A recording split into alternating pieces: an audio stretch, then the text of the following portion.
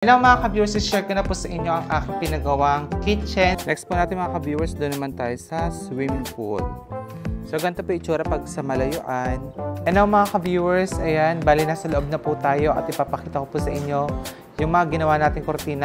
Guys, pakita ko lang din yung room ng client, baka type nilang po ha.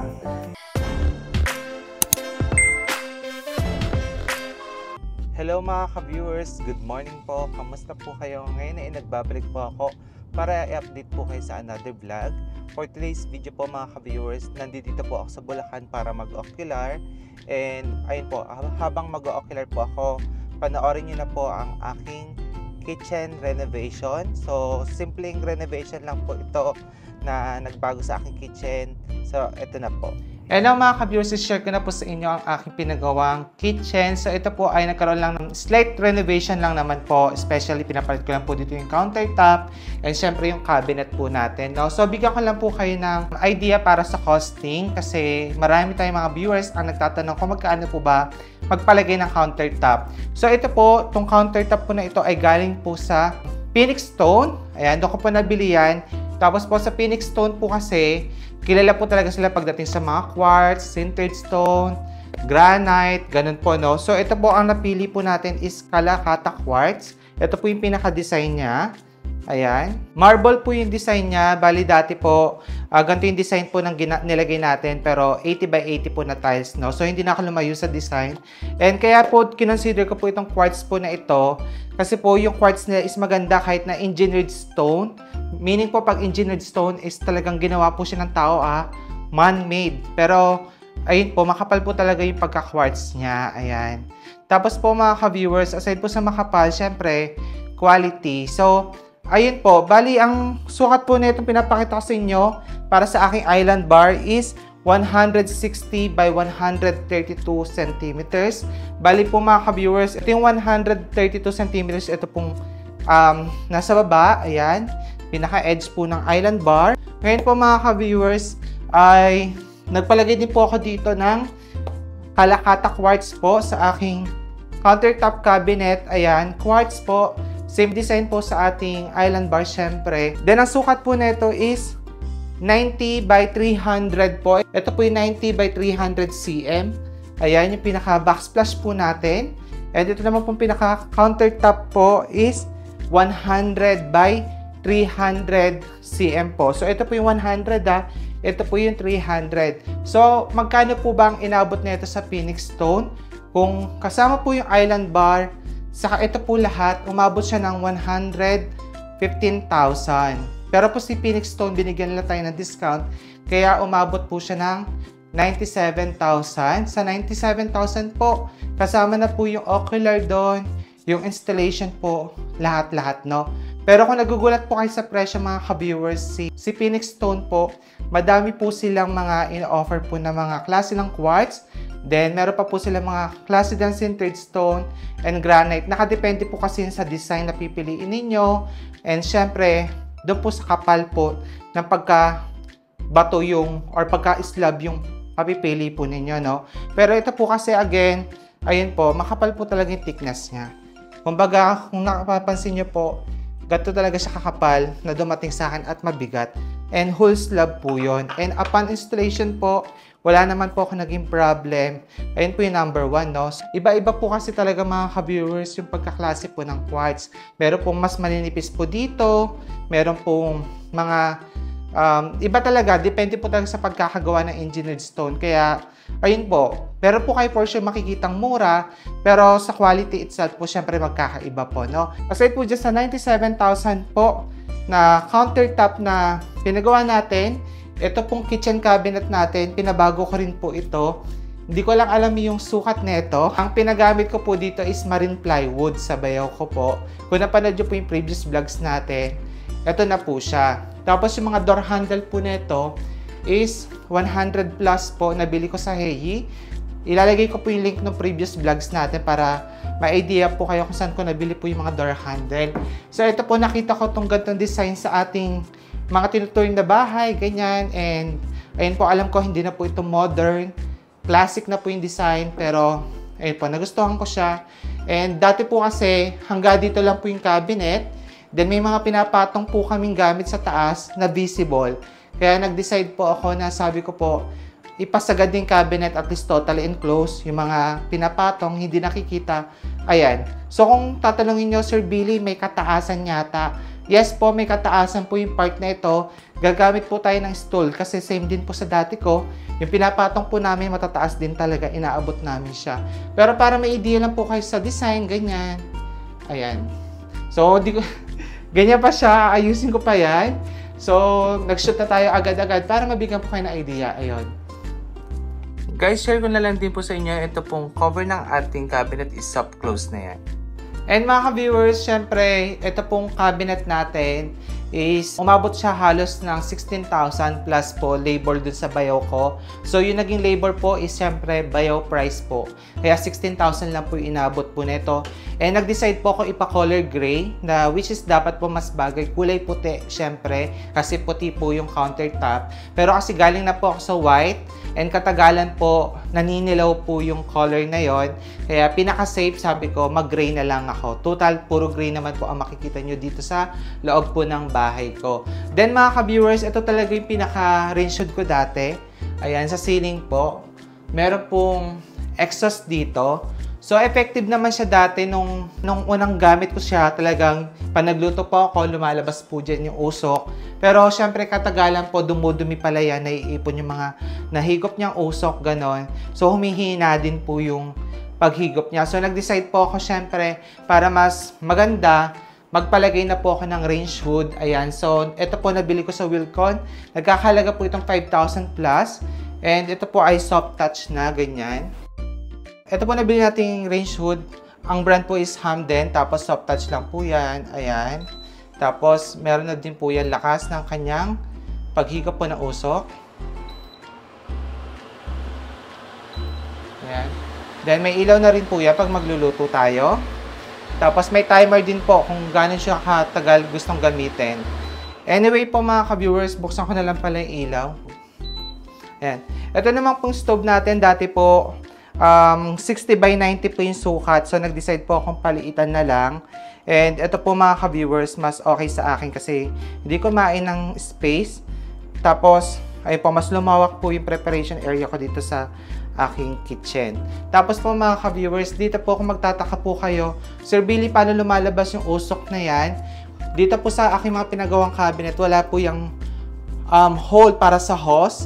So, ito po, ay may charcoal lang po na filter. Yun na po yung mag-a-absorb po ng amoy na niluluto po natin. So, by filter lang po siya. Pero kung gusto niyo nung may pipe or hose po, pwede naman. Pero ako nag-decide po ako charcoal na lang kasi di ko naman po madalas nagagamit ito. Saka okay na rin po yung filter. Pinapalitan naman po yun every 6 months. Depende po talaga sa paggamit po ng range hood. Ganon.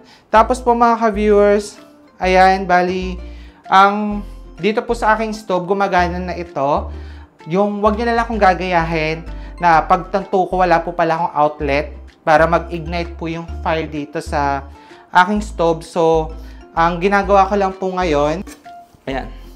So, ito po mga ka-viewers, share ko lang po yung katotohanan, no? Nung nagpalagay po ako bumili ako ng stove, hindi nakalimutan ko, wala palang saksakan sa ilalim para mag-ignite po yung fire. Bali po ang nangyari ngayon, gumagamit po ako ng light stick. Ganyan. Ayan, para po makapagluto po ako ganon. Anyway, mga ka-viewers, soon, plano kasi papalitan yung ilalim. Baka kapakabinet ko na lang din po pag may budget na, ganyan. Para parehas na po yung taas sa kababa. At papalagyan ko po ito ng outlet para magagamit po yung electricity. Ito po sa gilid, nabili ko po ito sa TikTok. Pa naghuhugas po tayo ng plato. Dito ko na lang po ilalagay yan. Then yung sink ko po, dati na po itong sink na to. Plano ko pong papalitan yung faucet ng black. Then ito po, kung napapansin nyo po, hindi siya inside yung sink, nasa labas. Parehas lang naman pong may disadvantage, no? Pag po nasira o kaya plano nyo magpalit, masasama po yung countertop sa pag-detach po ng sink. So, ako po kasi wala akong ganong kalaking pera, hindi ako ganong kayaman. So, iniisip ko nga, oo nga, paano naman pag nasira yung sink ko, so sisirain yung quartz, sayang naman. So, ang ginawa po, nasa top po ng quartz yung sink. To be honest po mga ka-viewers, ang experience ko po dito pag po ginagamit ko siya, may mga tumatalsik po na tubig sa gilid. Pero syempre, punas-punas lang po nun para, ayun po, ma-maintain natin yung kalinisan po dito. But still, yun po yung hinahabol ko. Pag po nagsawa ako sa sink, nagka-problem yung sink, at least po, pwede ko siyang palitan right away po. So, ito po mga ka-viewers, may mga aayusin pa po ako dito. Unti-unti, little by little po. Kasi, ito pong renovation po ng aking kitchen is halos umabot na po ito ng 120,000 plus po. Included po yung ito. Ayan, ito po 5,000 plus ha. Itong stove nasa 7,000 plus. Ayun po, panoorin nyo na lang po yung pinaka-link po ng aking vlog kung saan ko po ito nabili, ganyan magkano. Ito po, lalagay ko din po sa description box yung link. Kasi ang mura po ng mga door handle doon sa napuntahan ko. And ito po talaga, sobrang happy po ako at ang laki po ng in-improve ng aking kitchen. So kung gusto niyo po makita yung aking kitchen dati, meron akong vlog nun. Lalagay ko din po sa description box yung itsura niya, no? So talagang maliit lang po yung changes. Wala namang gaanong ganap, cabinet and countertop lang po. Tapos next ko pong project is ito naman, yung ating hidden door. Ito naman pong CR. Ayan, pag-iipunan ko po. Plano ko palagyan ng fluted panels. Kasi po, upon checking, pasensya na kayo doon kasi onti-onti po inaayos natin yung bahay, no? Anyway, dito po, plano ko pong palagyan ng fluted panels. But upon checking po yung door ko daw is nakalubog. Kung papa-hidden door ko siya, nakalubog daw po yung mga fluted, hindi even. So, plano ko pong papalitan yung door ko pag nagka-budget. Then, ayun po, ipapa-fluted panels ko to para po magkaroon ng accent and aside po doon, maging hidden door po siya, no? So, ayun po yung mga ganap po natin mga ka-viewers at pundar. Ito pong pinundar natin mga ka-viewers, yung lupa, yung kitchen po, talagang pinagpaguran po natin yan, pinagpuyatan. And, ayun po, no? Alam nyo po, matagal na po tayo nagwa-vlog and alam nyo po, nakaipon po tayo kahit paano. Kaya po, nakapundar po tayo ng mga ito. Ngayon po mga ka-viewers ng office, abangan po ninyo kasi sa totoo lang po, pinamodular ko po yung cabinet doon para po talagang presentable po pag may pupunta tayong mga client, ganyan. Ayun po, abangan nyo po kasi ngayon hindi pa po ini-install yung cabinet kaya hindi ko pa po pinapakita. Ngayon po sana meron po kinukuhang idea sa vlog na ito.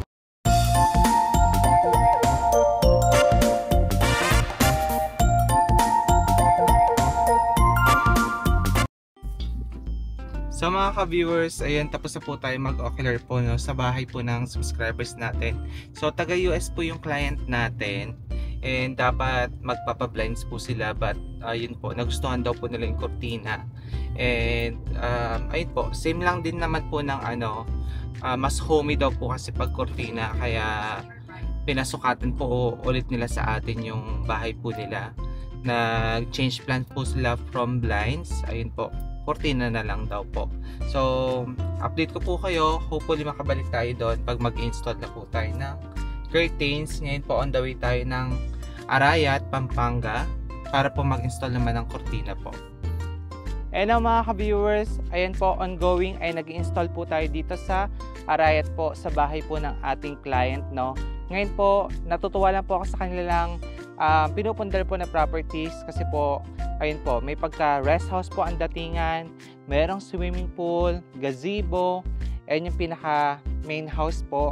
And ang ganda-ganda po ng view dito kasi dito po makikita niyo yung napakagandang view ni Mount Arayat. Ayan po mga ka-viewers, so, diba? Ngayon po mga ka-viewers, itutur ko kayo dito kahit ongoing po ang pag-install natin ng cortina and ongoing din po ang construction ng kanilang pinapagawang rest house. So, let's go po. Guys, bale, ayan, no? Pakita ko sa inyo yung property po ng client. So, ito po mga ka-viewers is may outdoor kitchen, laundry area, maid's room, may outdoor comfort room din po dito. Tingnan nyo po yung pinaka-spandrel po niyan. Choco brown po yung ginamit. Then, dito po sa mga walling, ito po nakita nyo parang fluted panels. Yan po ay WPC po. Na fluted panels. Then, yung nasa wall po is mga wall lights yan. Napa-landscape na rin po ito ng client.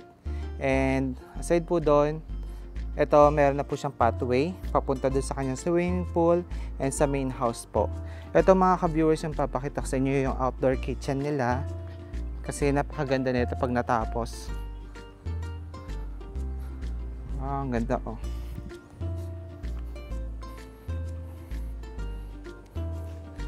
Kinuhanan ko rin siya guys, malay nyo, may apply natin sa ating nabiling lupa. Gusto ko yung mga tiles nila, yung ganitong klase ng tiles. Ang sukat nito is 60 by 60 na stone yung design, ganyan. Matte finish yan. Tapos dito guys, soon, pag natapos po itong project ng client, ito, meron silang parang nakahanging na floating shelves dito para sa mga gamit sa kusina, ganyan. May outdoor sink sila. Tapos ngayon, nagtitrend yung gantong klase ng ng wall. Ayan. So, ganito po itsura pag sa malayuan. Then, dito naman tayo sa kanilang pool. Tignan po natin sa mga nangangarap magka-swimming pool, gaya ko.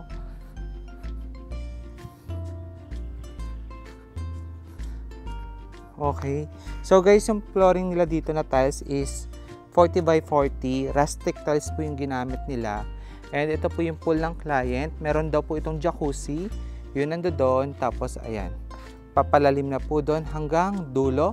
At doon po sa dulo, ang tapat po ay palayan. Ang ganda po ng view ng kanyang lote. Kasi farm po talaga yung makikita ninyo.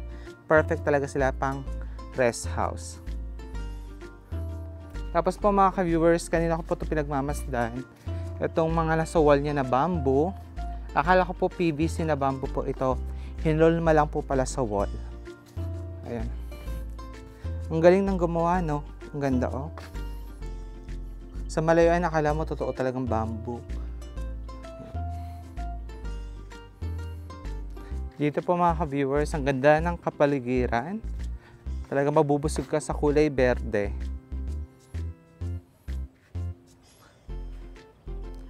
And mga ka-viewers, ito naman po yung bahay ng client. Tingnan lang po natin ha. Ayan. So, meron siya ditong porch area. Tapos pahaba po yan hanggang doon.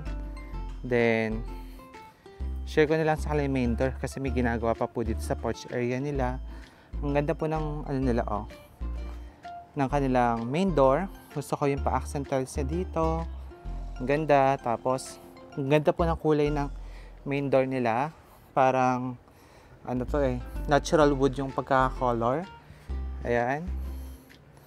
Tapos po, meron din tong smart lock na Philips, yung brand. Tapos naka-landscape na din po yun dito. Ongoing po yung pag-setup, pag-aayos. Anyway mga ka-viewers, yung design ng bahay ay napakahaba. Pag ganon, hanggang doon. So gaya po niyan mga ka-viewers, ito, tingnan nyo. Nakasindi na po yung kanyang WPC po na accent wall dito na may wall lights. Ayan. Tapos sa gilid po pinalandscape nila. Tapos po mga ka-viewers, ito 30 by 60 na tiles, pinang-accent. Ganyan. Sand naman yung datingan. Tapos yung mga windows nila kakaiba. May pagka-color brown po na reflective yan. Ganun. Then kung napansin nyo po yung kanyang pinaka-ceiling, iba po yung hulma, pahaba, oh. Ganyan. Di ako sure kung PVC panel ito kasi bago siya sa paningin ko. Ayan. And now mga ka-viewers, ayan, bali na sa loob na po tayo at ipapakita ko po sa inyo yung mga ginawa nating kortina. Although meron lang tayo dito mga mini tour para, ayun po, baka meron kayong makuha ang idea para sa ipapagawa ninyong dream house. Ito po yung back view ng kanilang main door, ayan.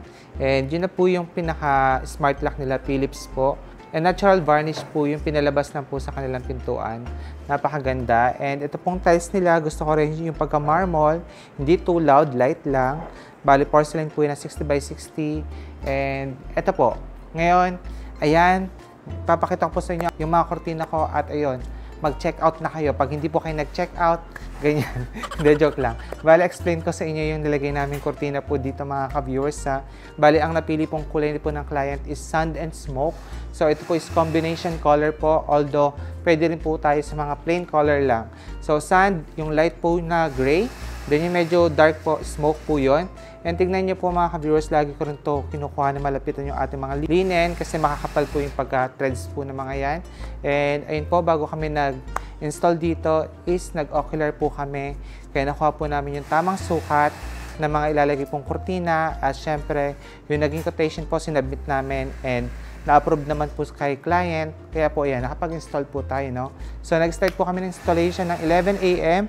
and now po 10:35 is still nasa finishing stage pa rin po kami, no? So para po sa process sa Ocular, once po nag-approve po kayo at gusto niyo na po magpalagay, 6 to 9 days po ang pag-aantay po para sa preparation area.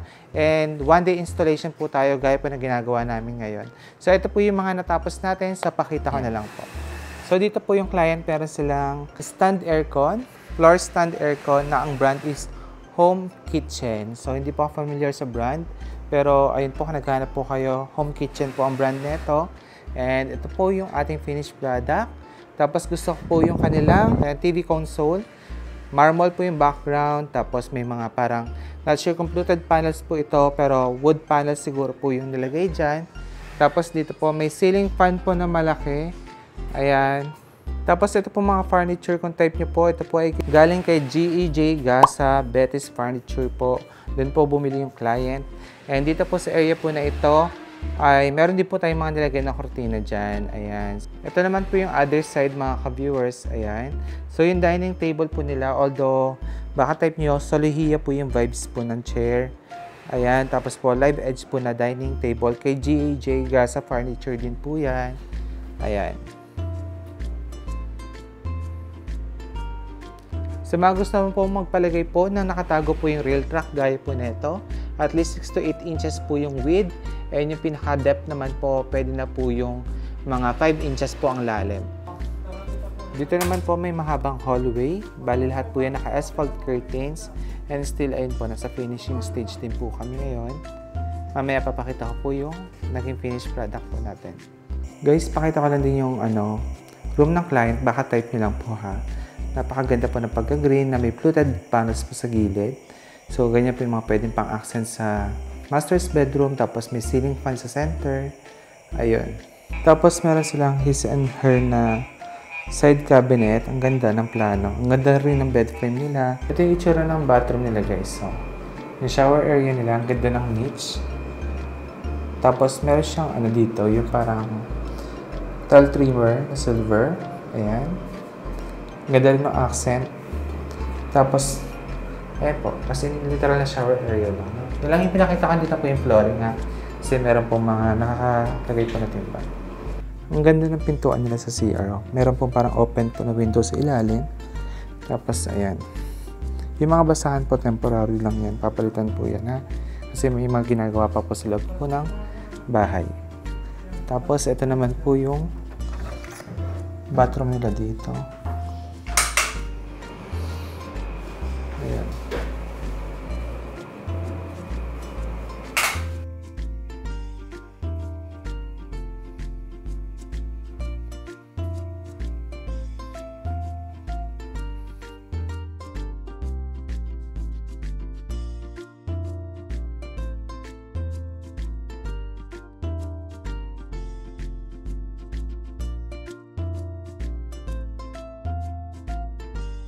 Guys, tapos na tayo mamili. Ayan.